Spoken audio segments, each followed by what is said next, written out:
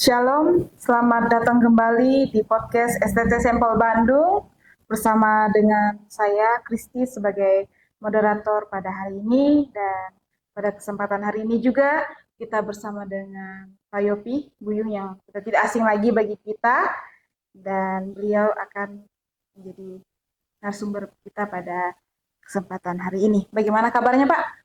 Ya, puji Tuhan. Tuhan baik. Ya. Dan hari ini kita akan membahas satu topik yang menarik, Pak, yaitu tentang gereja yang memuridkan. Nah, sesuai dengan temanya ini, Pak, ada beberapa pertanyaan yang bisa mungkin Bapak sharingkan kepada kita semua. Apa itu konsep memuridkan dalam gereja, dan bagaimana peran gereja dalam proses pemuridan ini? Ya, mungkin kita mulai bahas dulu dari keberadaan gereja. Gereja itu tentu bukan hanya satu orang, tetapi kumpulan dari beberapa orang. Dalam perjanjian lama, kita lihat bahwa ada satu bangsa pilihan Tuhan. Dia tidak memilih seluruh bangsa, bukan berarti bahwa dia tidak mengasihi semua bangsa. Justru Tuhan ingin mendemonstrasikan isi hati Allah melalui kehidupan manusia. Jadi bagaimana saya dapat mendemonstrasikan hidup saya yang sebenarnya atau kepribadian saya yang sebenarnya, ya tentu harus bersama dengan orang lain. Jadi saya ada karena orang lain itu ada. Jadi kebersamaan ini justru disitulah karakter Allah itu didemonstrasikan. Misalnya satu saja, bagaimana kita dapat mendemonstrasikan kasih Allah itu dalam kehidupan ini.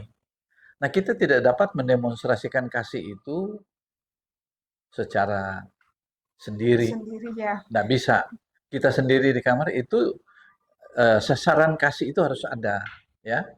Karena Allah pun sebetulnya dikatakan bahwa Allah itu adalah kasih, karena Allah sendiri pun mendemonstrasikan selain kepada manusia, tentu Allah sendiri mendemonstrasikan kasih Allah ini kepada pribadi Allah yang lain, yaitu Allah Anak dan Allah Roh Kudus. Allah Bapa dikatakan dia adalah Allah yang Maha Kasih ketika dia mendemonstrasikan kasih itu kepada Allah Anak, dan Allah Anak kepada Allah Roh Kudus kepada Allah Bapa, dan seterusnya begitu. Jadi kasih itu seperti kata Agustinus dari Hippo, dia katakan bahwa kasih itu adalah diwujudkan, dan itu dimulai dari Allah sendiri.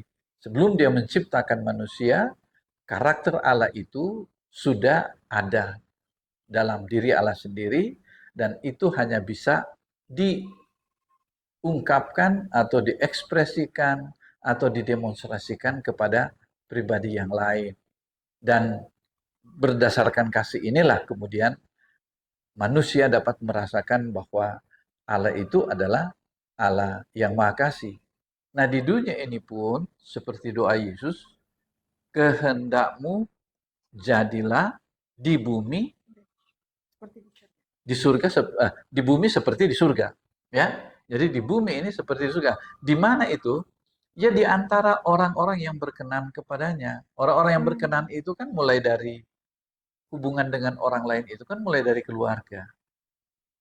Jadi kalau gereja itu adalah kumpulan orang-orang atau eklesia yang diartikan sebagai orang-orang yang dipanggil keluar.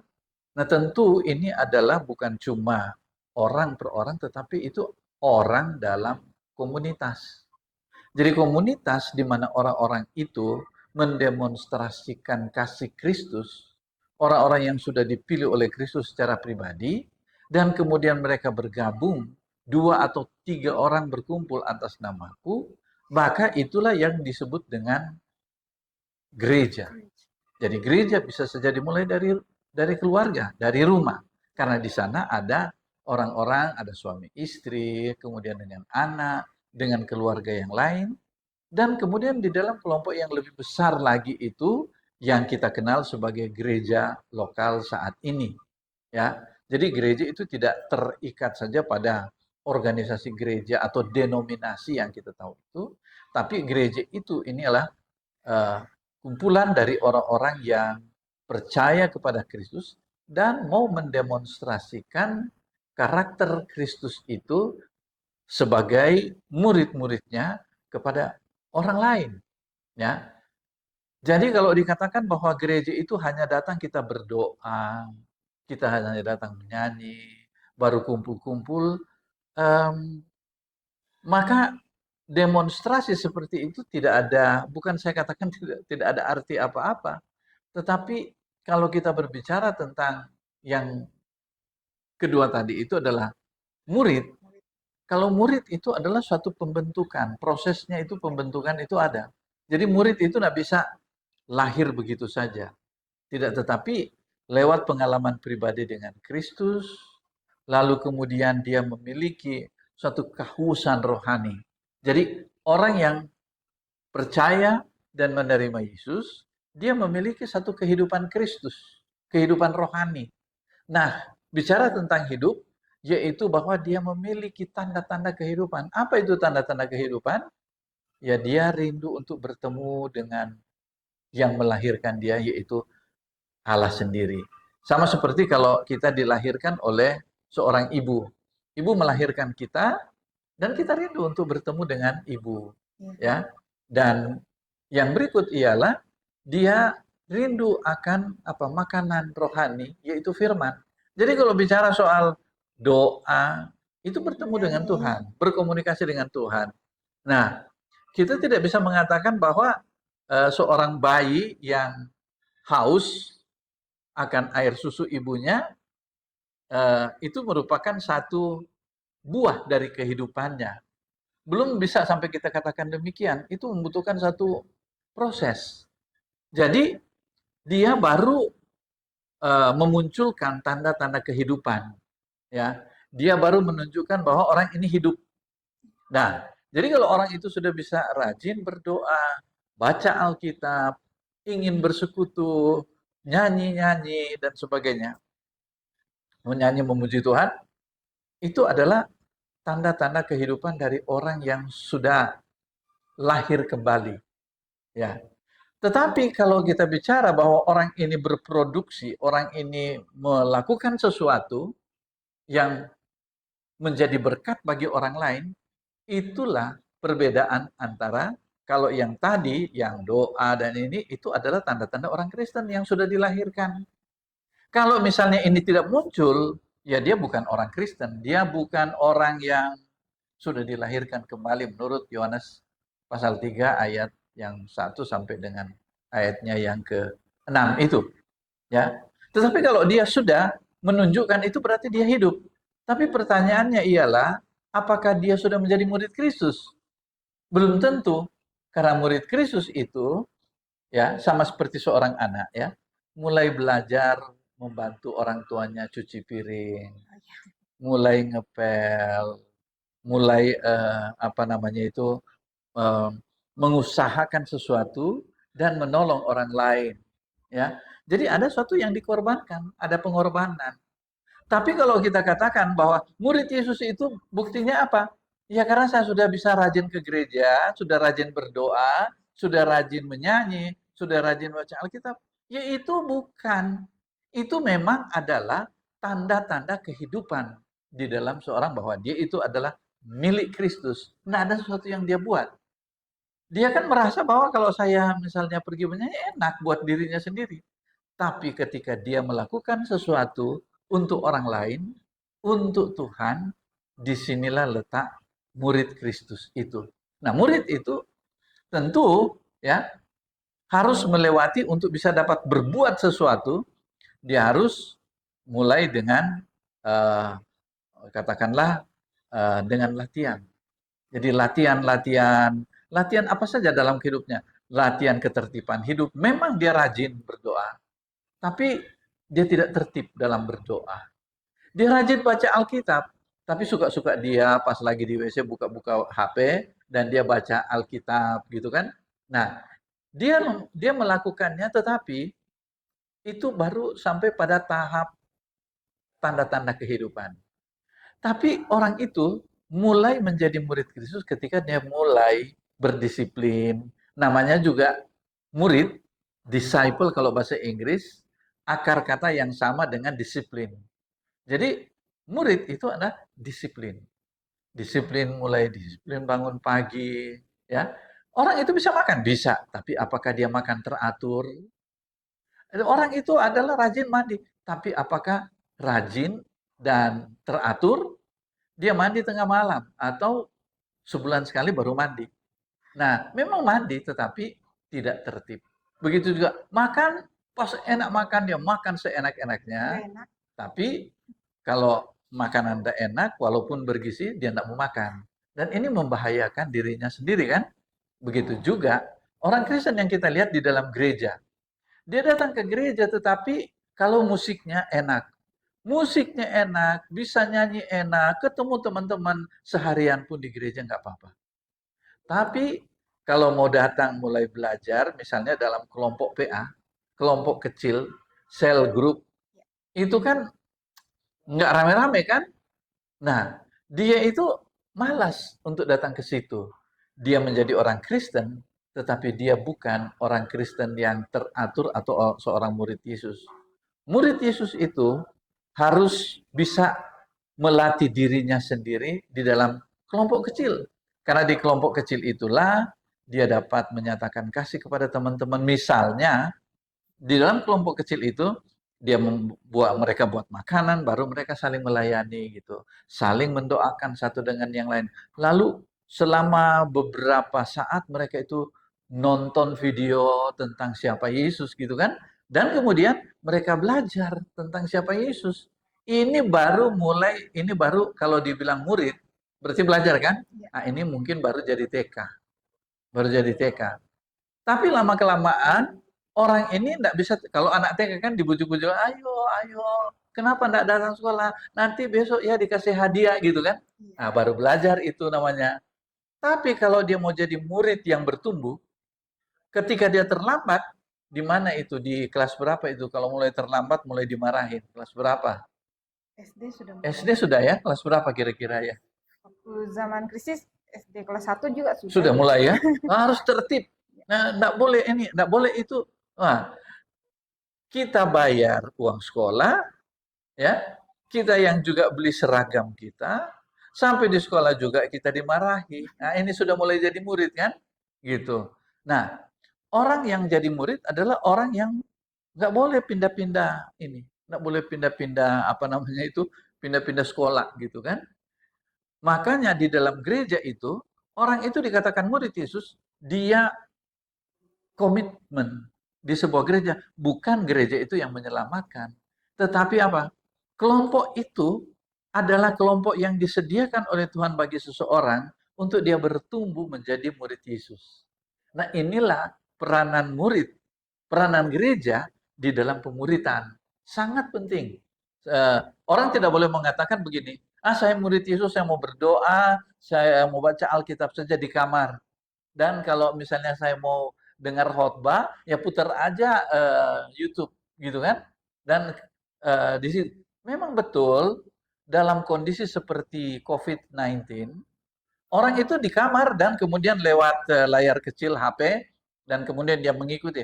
Tapi interaksi dengan orang ini tidak ada. Dari mana dia dapat makanan yang dia lagi makan itu? Lalu kemudian dia kasih kepada orang ini, Kristi, yuk rasain enak gitu. Nah, hanya di dalam gereja. Saya tidak mau mengatakan bahwa di gereja itu selalu siap makanan. Namun demikian, kehidupan yang sehat itu adalah kehidupan di dalam gereja. Dan gereja itu entah itu adalah di dalam keluarga, itu juga bisa jadi satu gereja. Ada keluarga yang bisa menjadikan arena saling mempraktekkan kasih Kristus. Kalau dia berhasil di dalam keluarga, itu bagus sekali ya. Tapi kalau misalnya keluarga itu mewarisi pendidikan yang tidak baik dari yang sebelumnya, oke. Nah, apa-apa untuk bisa datang ke gereja, ke denominasi tertentu untuk beribadah, saling mengasihi satu dengan yang lain. Baik Pak, tadi cukup jelas ya dan cukup panjang untuk penjelasan apa itu memuridkan dan bagaimana prosesnya, bagaimana gereja bisa memuridkan. Jadi bagaimana yaitu mendemonstrasikan kasih Allah itu sendiri dengan disiplin. Baik Pak, ada pertanyaan terakhir di sini Pak. Bagaimana langkah-langkah praktis untuk membangun komunitas pemuridan yang berkelanjutan dan saling mendukung dalam gereja? Uh, yang pertama tentunya pengurus gereja itu sendiri paham apa arti seorang murid Yesus. Dengan kata lain bahwa mulai dari pendeta sampai kepada pengurus-pengurusnya itu, mereka itu paham tentang arti murid Kristus. Dan seluruh fokus kegiatan gereja, artinya program gereja itu, entah itu mengadakan olahraga, entah itu paduan suara, entah itu pelayanan keluarga, atau pelayanan bapak-bapak, atau apa saja yang dilakukan di dalam gereja, entah itu pembangunan gereja atau pengumpulan dana, itu harus difokuskan pada bahwa gereja ini akan dijadikan sebagai arena membentuk seseorang untuk memiliki karakter Yesus di dalam kehidupannya.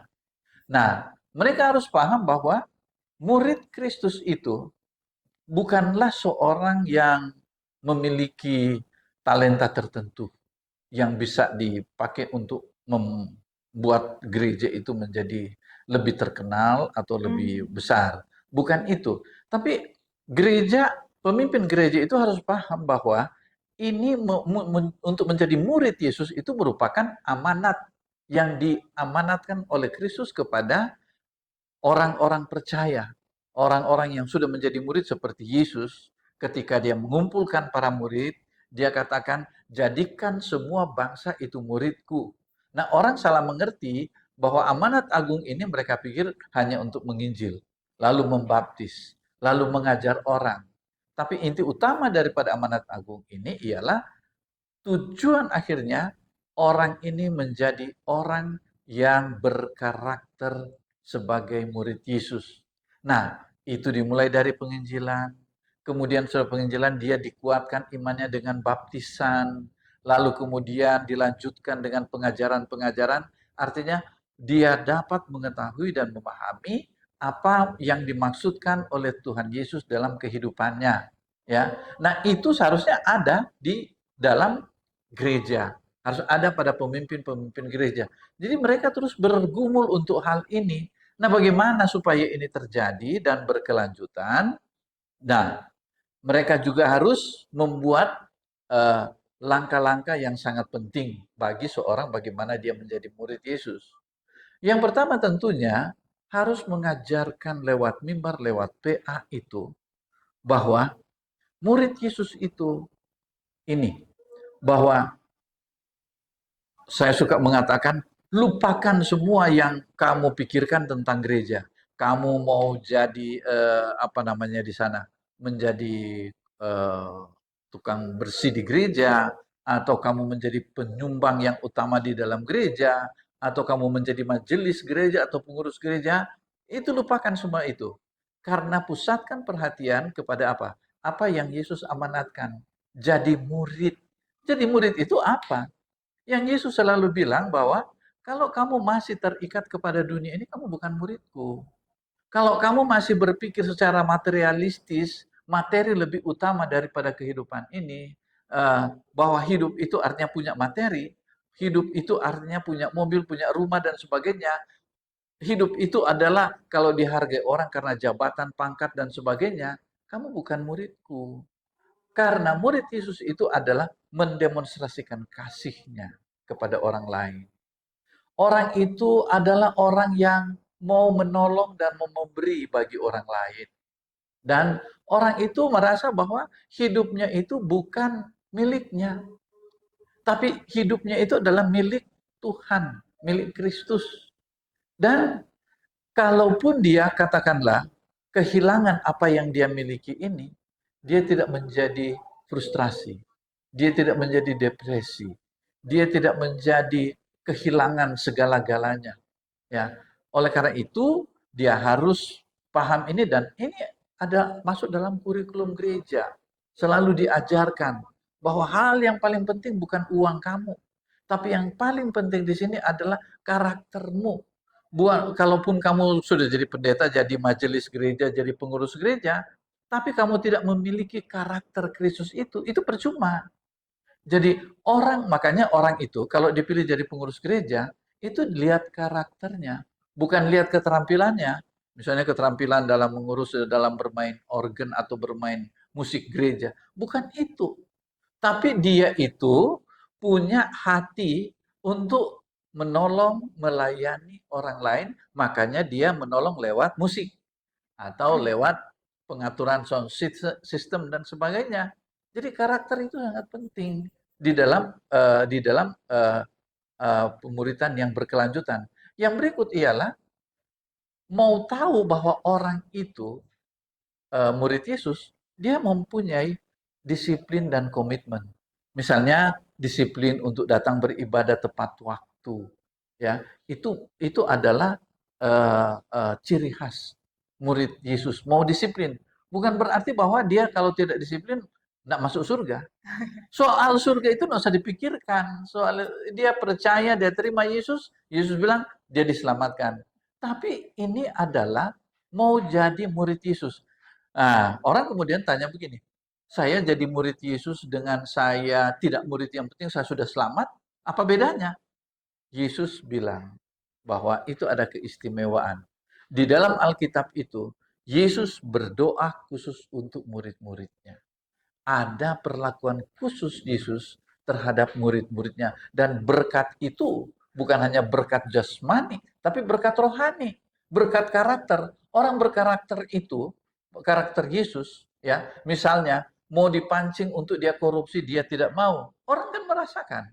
Nah, perusahaan atau instansi pemerintah yang tahu karakter ini, orang ini yang dipakai. Tidak tertutup kemungkinan dia itu kemudian menjadi pejabat yang tinggi. Karena apa? Orang dapat merasakan karakternya yang justru ditunggu oleh orang lain. Dia tidak perlu saya ini pengikut Yesus. Karakter Yesus harus ditunjukkan kepada orang lain. Nah, ini sangat penting. Mulai dari kasih, kerendahan hati, tidak sombong, dan komitmen ini sangat penting. Komitmen untuk berkorban. Dan yang berikut ialah komitmen dalam kelompok kecil. Dia setia nggak di dalam kelompok kecil. Makanya disiplin waktu itu adalah ujian bagi seorang murid Yesus. Yang kedua, komitmen di dalam kelompok kecil. Mau enggak dia melayani lewat kelompok kecil? Sebab kalau dia itu hanya tertarik untuk melayani kelompok besar dan kemudian dia tampil sebagai singer atau WL atau pembicara, maka dia terikat oleh karena berhutang kepada orang-orang banyak ini. Karena apa? Apa kata orang banyak kalau saya tidak tampil? Dia bukan murid Yesus. Dia itu adalah orang, ya katakanlah artis atau orang yang disebut oleh Yesus, mereka itu orang-orang upahan, gitu kan? Nah, mereka itu bukan murid Yesus. Murid Yesus itu dia mau menyatakan apa namanya ya, kualitas hidupnya lewat kelompok kecil. Oleh karena itu, kalau gereja mau supaya ada keberlanjutan mengenai pembinaan murid Yesus dalam gereja, itu harus punya program kelompok kecil. Apalah namanya itu? Kalau di kita namanya apa? CG ya? Atau CG Connect apa CG? Group. Connect Group Group. ya. Ya, itu orang yang setia di Connect Group, biasanya orang itu bertumbuh dalam menjadi dalam hal menjadi murid Yesus. Kalau dia tidak setia dalam kelompok, mereka-mereka juga lagi, aduh, eh, apa nggak rame gitu. Tapi kalau datang misalnya di sebuah gereja yang katakanlah seperti konser, memang tidak salah sih seperti itu untuk misalnya pujian sampai gedebak gerbuk dan sebagainya dan kemudian ramai sekali yang disukai oleh anak-anak muda sekarang, ya itu juga tidak salah. Tetapi kalau orang itu hanya tertarik dengan itu dan dia tidak digiring ke kelompok kecil, maka orang itu tidak akan bertumbuh. Ya. Nah, inilah sangat penting bagi gereja. Saya mau tekankan bahwa kelompok kecil ini sangat penting. Dan yang berikut ialah pemimpin gereja itu adalah seorang yang akan menjadi pemimpin untuk para murid ini. Jadi Yesus adalah contoh. Dia selalu bersama dengan murid-muridnya. Tiap-tiap hari dia bersama dengan mereka, pergi melayani bersama dengan mereka. Maka lebih baik kita mempunyai satu atau dua atau tiga orang murid dalam kehidupan kita, itu jauh lebih penting daripada kita mempunyai ribuan orang tapi bukan murid Yesus. Sudah ada banyak eh, organisasi gereja yang sampai ribuan, puluhan ribu, dan kemudian tiba-tiba menyusut dan kemudian bahkan sampai bubar, gitu ya. Nah, eh, saya tidak menyebut nama organisasi atau denominasi, tetapi kita kita tahu sendirilah. Nah, inilah mungkin saya mau katakan bahwa eh, membina sepak bola, tim sepak bola dengan murid Kristus itu mempunyai kesamaan. Tim sepak bola itu adalah satu analogi bagi pemuritan dalam gereja. Kita lihat yang dipilih menjadi pemain itu hanya orang-orang tertentu yang berdisiplin. Kalau dia itu tidak bisa bekerja sama dengan orang lain, lebih baik out. Ada satu pemain sepak bola yang tidak usah disebutkan namanya, wah bagus sampai dipakai di Eropa. Tapi dia itu cenderung untuk main sendiri, bawa bola sendiri sampai ke gawang. Nah, dia tidak dipakai karena dia tidak memenuhi syarat untuk sebuah tim sepak bola. Nah, dalam memuridkan orang-orang di dalam gereja, kita lihat hanya orang-orang tertentu yang menjadi murid Yesus. Nah, kalau kita lihat lebih banyak mana? Penonton atau pemain? Penonton. Di gereja juga banyak. Banyak penonton dan hanya sedikit yang menjadi murid Yesus. Dan penonton ini seringkali menjadi orang yang lebih pintar secara teoritis daripada pemain sepak bola. Itu penonton begitu. Di gereja juga begitu. Dia lebih banyak mengkritik daripada diikut terlibat di dalam pelayanan gerejawi. Nah, ini harus diperhatikan. Jangan kita itu hanya sekedar mau entertain orang yang banyak, tapi kita melupakan orang-orang yang terlibat di dalam kelompok kecil, yang terlibat dalam komitmen, terlibat di dalam pelayanan. Mereka-mereka ini ada di dalam hati Yesus dan Yesus ada di dalam kehidupan mereka. Nah, itu gereja yang secara berkesinambungan melaksanakan amanat agung Tuhan Yesus, yaitu menjadikan murid. Baik, Pak. Terima kasih untuk pemaparannya, cukup jelas yang dapat disimpulkan bahwa dalam pemuridan sendiri, ya, pemimpin harus lebih dahulu menjadi karakter Kristus, mencontohi karakter Kristus. Setelah itu menyusul jemaat-jemaat yang dipimpin untuk menjadi murid. Jadi bagaimana gereja bisa memuridkan, ya, bermula dari pemimpin dan harus berkelanjutan untuk memuridkan seperti yang amanat agung Yesus Kristus. Jadi untuk itu demikian sharing-sharing kita. Terima kasih Pak Yopi sudah bersedia untuk hadir. Tuhan Yesus memberkati, dan bagi Bapak Ibu yang menonton jangan lupa di-share biar teman-teman juga diberkati lewat sharing-sharing pada kesempatan hari ini. Kita akan ketemu di podcast berikutnya. Tuhan berkati. Shalom.